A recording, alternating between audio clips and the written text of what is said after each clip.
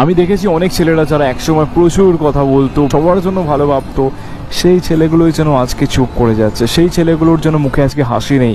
সেই ছেলেটা কারোর জন্য কিছু ভাবে না, কাউকে কিছু বলে না, কোনো কিছুতে থাকে। আজকে তার জীবনে কোনো বন্ধু থাকলো কি থাকলো না, আজকে তার জীবনে কেউ ভালোবাসলো কি ভালোবাসলো না, আজকে তার কোনো কিছু যায় আসে না। একটু গভীরে গিয়ে দেখলেই দেখতে পাবে যে সেই মানুষটা একটা সময় একটা মানুষকে নিজের সর্বস্ব দিয়ে ভালোবেসেছিল, কিন্তু একটা সময় সেই মানুষটাকে এত অপমান, এত লাঞ্ছনা, আর ছোট থেকে বড় কথা কোনো কিছুই দাম দেওয়া হয়নি। তার সমস্ত কিছু ধূলিসাৎ করে দেওয়া হয়েছে, তার সমস্ত আবেগকে পুড়িয়ে ফেলা হয়েছে। আজকে সেই মানুষটা চুপ করে যাবে না তো কি হবে? আজকে তার মধ্যে কোনো ইচ্ছা থাকবে কি করে?